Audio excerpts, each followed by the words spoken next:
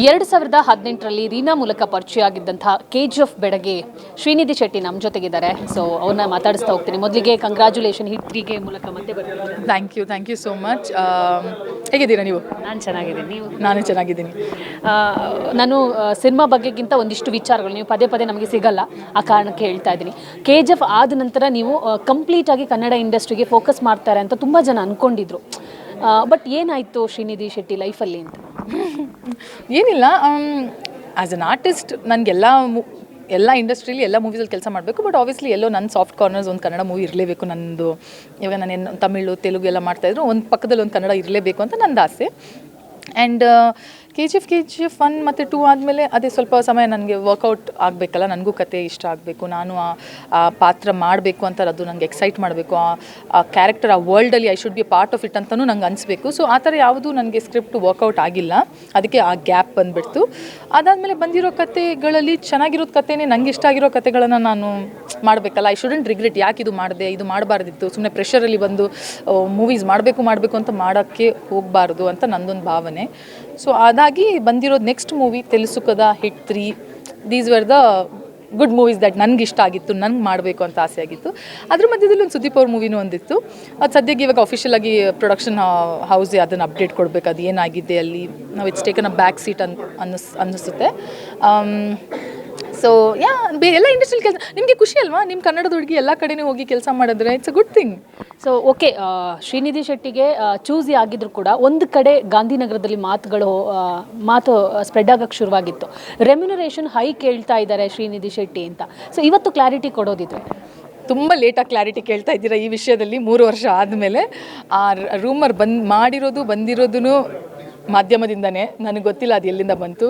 ನೀವೇ ರೂಮರ್ ಮಾಡ್ತೀರಾ, ನೀವೇ ಕ್ಲಾರಿಟಿ ಕೇಳ್ತೀರಾ. ಅದು ಅಟ್ಲೀಸ್ಟ್ ಆ ರೂಮರ್ ಬರೆಯೋ ಮುಂಚೆ ಅಂದರೆ ಕೇಳ್ಬೋದಲ್ಲ, ಅದನ್ನು ವೆರಿಫೈ ಮಾಡ್ಕೋಬೋದಲ್ಲ, ಅಥೆಂಟಿಫೈ ಮಾಡ್ಬೋದಲ್ವಾ, ಇದು ನಿಜನ ಸುಳ್ಳ ಅಂತ.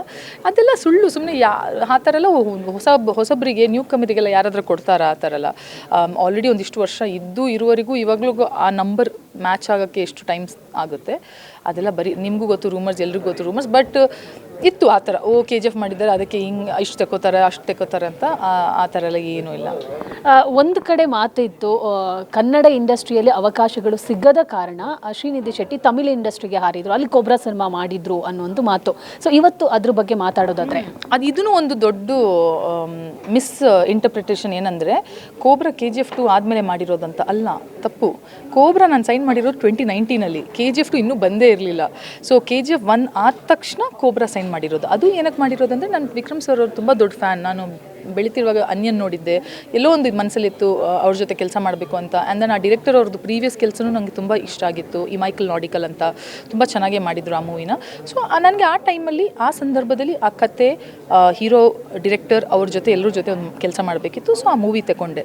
ಅದು KGF 2 ಆದಮೇಲೆ ಮಾಡಿರೋದಲ್ಲ, ಅದು 2019 ಸೈನ್ ಮಾಡಿರೋದು. 2 ಮೂವಿ ಕೋವಿಡಿಂದ ಮುಂದೆ ಹೋಗಿ 2022 ರಿಲೀಸ್ ಆಗಿರೋದು. So both my releases, KGF was in April 2022, cobra was in August 2022. So ಈ 3 ಮೂವಿ ಜೊತೆಗಾಗಿರೋದು. KGF 1, KGF 2, ಕೋಬ್ರಾ ಅದರ ಮಧ್ಯದಲ್ಲಿ ಆಗಿರೋದು. ಅದಾದಮೇಲೆ ನಾನು 2.5 years ಏನೂ ಮೂವಿ ಮಾಡಿಲ್ಲ. ಕೋಬ್ರಾ ಸೋತಾಗ ಯಾವತ್ತಾದರೂ ನೋವಾಗಿದ್ದು ಅಥವಾ ರಿಗ್ರೆಟ್ ಮಾಡ್ಕೊಂಡಿದ್ದಿದೆಯಾ ಶ್ರೀನಿಧಿ? ಇಲ್ಲ. ರಿಗ್ರೆಟ್ ಅದೇ ಅಲ್ವಾ, ನಾನು ಡಿಸಿಷನ್ ಕಂಪಲ್ಸಿವ್ ಆಗಿ ತಗೋತಾ ಇಲ್ಲ, ಮಾಡಬೇಕು ಅಂತ ಮಾಡ್ತಾ ಇಲ್ಲ. ನಾನು ಕಾನ್ಷಿಯಸ್ ಆಗಿ ತಗೋತಾ ಇದ್ದೀನಿ. ನನಗೆ ಮಾಡಬೇಕು ಅಂತ ನಾನು ಒಂದು ಸಲ ಕಾಲಿಟ್ಟ ಮೇಲೆ ಇರ್ರೆಸ್ಪೆಕ್ಟಿವ್ ಆಫ್ ದ ರಿಸಲ್ಟ್ಸ್, ಅದು ಹಿಟ್ ಆಗುತ್ತೋ ಫ್ಲಾಪ್ ಆಗುತ್ತೋ, ನನ್ನ ಎಕ್ಸ್ಪೀರಿಯನ್ಸ್ ಹಾಳಾಗಬಾರ್ದು. ನನ್ನ ಎಕ್ಸ್ಪೀರಿಯನ್ಸ್ ನಾನು ತಗೊಂಡಿರೋದು ಏನಕ್ಕೆ, ಅದು ಮಾಡಬೇಕಂತ ಆಸೆಯಲ್ಲಿ ತಗೊಂಡಿರುತ್ತಾನೆ. So that is why yes obviously ನಾನು KGF 1, KGF 2 ಇಂದ ಬಂದು ದಟ್ ವಾಸ್ ಮೈ ಫಸ್ಟ್ ಇದಲ್ವಾ, ದ ಆಪೋಸಿಟ್ ಸೈಡ್ ನೋಡ್ತಿರೋದು ನಾನು. ಒಂದಷ್ಟು ಬ್ಲಾಕ್ ಬಸ್ಟರ್ ನೋಡಿದ್ಮೇಲೆ, 2 ಬ್ಲಾಕ್ ಬಸ್ಟರ್ ನೋಡಿದ್ಮೇಲೆ ಅದು ಫಸ್ಟ್ ಸೈಡ್ ನೋಡ್ತಿರೋದು. ಸೊ ತಾಕ್ತು, ನಾನು ಹ್ಯೂಮನ್ ಬೀಂಗ್ ಅಲ್ವಾ, ಸೊ ತಾಕ್ತು. ಬಟ್ ಐ ಥಿಂಕ್ ಇನ್ನು ಒಂದು ಸ್ವಲ್ಪ ನನ್ನದೇ ಒಂದು ಟೈಮಲ್ಲಿ, ನನ್ನದೇ ಸ್ಪೇಸಲ್ಲಿ ನನಗೆ ರಿಯಾಲಿಟಿ ಆಕ್ಸೆಪ್ಟ್ ಮಾಡ್ಕೊಳ್ಳೋದು ತುಂಬ ಈಸಿನೇ ನನಗೆ ಹೇಗೂ. ಬಟ್ ನಾನು ಅದು ಏನಾದರೂ ಆ ಥರ ತಾಗಿದ್ರೂ ನನಗೆ ಇನ್ಸ್ಟೆಂಟ್ ಗ್ರ್ಯಾಟಿಫಿಕೇಷನ್. ಏನಂದರೆ ಎಷ್ಟೋ ಜನ ಕಂಡಿರ್ತಾರೆ ಆ್ಯಕ್ಟ್ರೆಸ್ ಆಗಬೇಕಂತ, ಎಲ್ರಿಗೂ ನಾನಿರೋ ಜಾಗ ಸಿಗೋದೇ ಇಲ್ಲ ಫಸ್ಟ್ ಆಫ್ ಆಲು. ಸೊ ಅದರಲ್ಲಿ ಖುಷಿ ಪಡೋಣ ದಟ್ ನಾನು ಈ ಸ್ಟೇಜಲ್ಲಿ ಇದ್ದೀನಿ ಅಂತ. So it's very easy for me to bounce back. ನನಗೆ ಅದರಲ್ಲಿ ನಾನು ಡ್ವೆಲ್ ಮಾಡಲ್ಲ, ಅಯ್ಯೋ ನನಗೆ ಹಿಂಗಾಯ್ತಲ್ಲ. ನಂದೊಂದು ಟೈಮ್ ತೆಕ್ಕೋತೀನಿ, ಒಂದು 3 ದಿನನ 5 ದಿನನ ಒಂದು ಟೈಮ್ ತೆಕ್ಕೊಂಡು ನಾನು ಮುಂದೆ ಹೋಗ್ತಾನೆ ಇರೋದು. So I am very happy. ನಂಗೆ ನೋಡಿ ಇವಾಗ ಆ ಮೂವಿ ಮಾಡಿದ್ರಿಂದ ನಂಗೆ ವಿಕ್ರಮ್ ಸರ್ ನಂಗೆ ಒಂದು ಲೈಫ್ ಲಾಂಗ್ ಒಂದು ಮೆಂಟೋರ್, ಒಂದು ಗೈಡ್, ಒಂದು ಫ್ರೆಂಡ್ ಥರ ಇದ್ದಾರೆ. ಸೊ ಎಕ್ಸ್ಪೀರಿಯನ್ಸ್ ನನಗೆ ಇಂಪಾರ್ಟೆಂಟ್.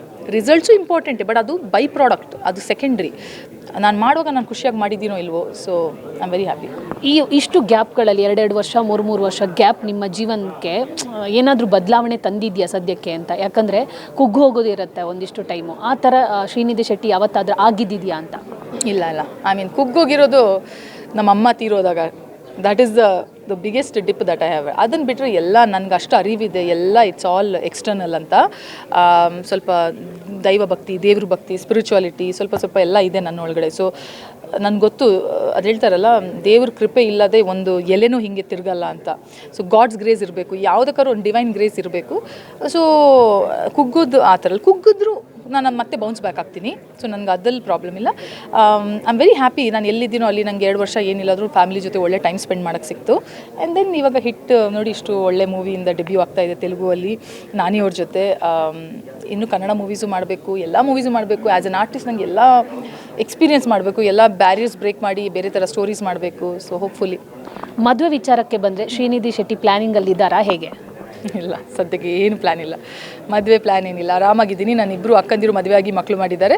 ಆ ಮಕ್ಕಳುಗಳನ್ನು ನೋಡ್ತಾ ಇದ್ದೀನಿ, ನನ್ನ ಮಕ್ಕಳನ್ನು ನೋಡ್ತಾ ಇದ್ದೀನಿ ಅಷ್ಟೇ. ನಾನು ಅದಲ್ಲಿ ನನ್ನ ಮಕ್ಕಳೇ ಅವರು. ಸೊ ಆ 4 ಮಕ್ಕಳು ನೋಡೋದಲ್ಲೇ ನನಗೆ ದಿನನಿತ್ಯ ಟೈಮ್ ಹೋಗ್ಬಿಡುತ್ತೆ.